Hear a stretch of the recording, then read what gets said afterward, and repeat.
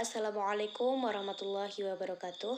Perkenalkan kami dari kelompok 13 yang beranggotakan 1. Indah Dina Ayu Puspitasari dengan NIM 201190104 dan Indah Sulistiani dengan NIM 201190105.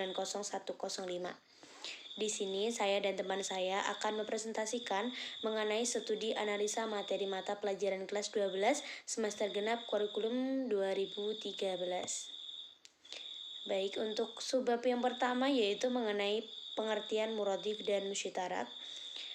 Muradif menurut bahasa artinya memunceng atau ikut serta, sedangkan secara istilah yaitu lafaznya yang banyak sedang artinya sama.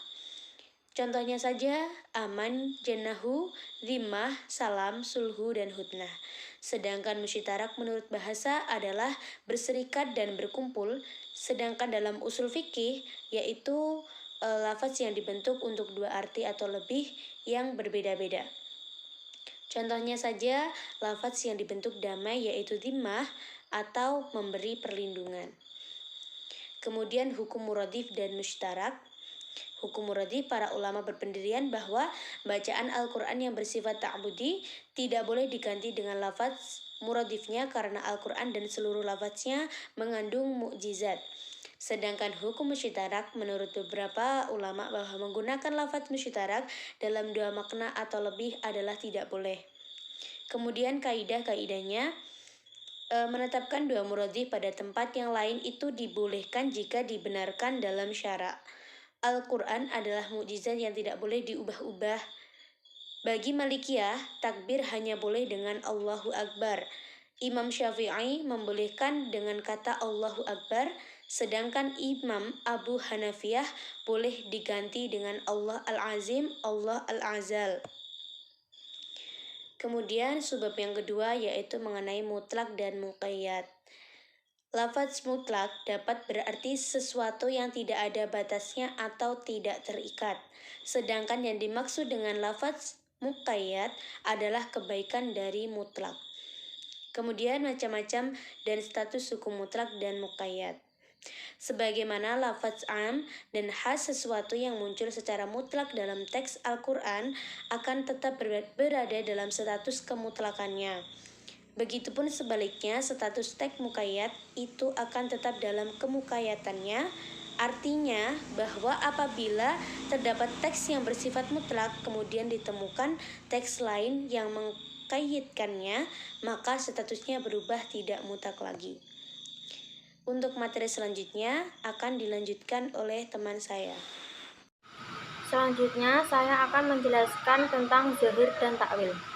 Yang pertama yaitu zahir. Zahir secara etimologi yaitu dapat diartikan dengan jelas, tampak, dan terang. Sedangkan secara terminologi diartikan sebagai lafaz yang menunjukkan makna dengan petunjuk yang kuat. Ketentuan lafaz yang diambil dari dalil zahir harus diartikan sesuai dengan arti zahirnya, kecuali ditemukan argumentasi dari dalil yang lain sangat kuat sebagai dasar mengartikannya kepada arti lain yang merevisinya. Yang kedua yaitu takwil. Takwil secara bahasa artinya penjelasan. Secara umum yaitu memindahkan suatu perkataan dari arti yang jelas kepada arti yang lain yang memungkinkan lebih sesuai karena terdapat alasan yang kuat. Adapun syarat-syarat takwil diantaranya yaitu 1. Lafaz yang ditakwilkan harus betul-betul lafaz yang memiliki kriteria lafaz yang boleh ditakwilkan. Yang kedua, takwil harus berdasarkan dalil yang sahih yang bisa menguatkan pada hasil pentakwilan. Yang ketiga, lafaz harus mencakup arti yang telah dihasilkan melalui takwil bahasa. Yang keempat, takwil tidak boleh bertentangan dengan nas dan qat'i. Yang kelima, arti dari hasil pentakwilan harus lebih kuat daripada lahiriahnya yang dikuatkan oleh dalil. Yang keenam, seseorang yang mentakwilkan harus betul-betul orang yang ahli dalam mentakwilkan. Selanjutnya yaitu mantuk dan mafhum. Yang pertama yaitu mantuk. Mantuk artinya adalah yang diucapkan, yang tersurat, dan lain-lain.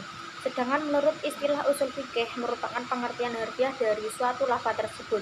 Pemahaman tersebut dinamakan pemahaman secara mantuk. Para ahli usul fikih menjelaskan bahwa mantuk merupakan petunjuk lafaz menurut apa yang diucapkan atas hukum menurut apa yang disebut dalam lafaz itu. Macam-macam mantuk yaitu 1. Mantuk nas yaitu lafaz yang tidak mungkin ditakwilkan kepada arti lain dan harfiahnya.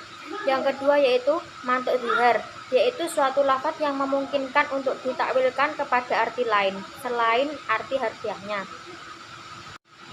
Yang kedua yaitu mafhum. Mafhum secara bahasa adalah sesuatu yang dipahami dari suatu teks, sedangkan menurut istilah adalah pengertian tersirat dari suatu lafaz atau pengertian kebalikan dari lafaz yang diucapkan.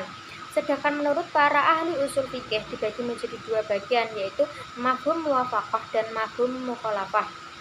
Mafhum muwafaqah yaitu menunjukkan hukum melalui motivasi tersirat atau alasan logis. Yang kedua mafhum mukhalafah yaitu menurut jumhur ulama usul fikih seperti dinukilkan Mustafa Said Al-Khin adalah penunjukan lafaz atas tetapnya hukum kebalikan dari yang tersurat ketika ternafinya suatu persyaratan. Cukup sekian dari kelompok kami. Apabila ada yang belum paham bisa ditanyakan di forum diskusi. Sekian, wassalamualaikum warahmatullahi wabarakatuh.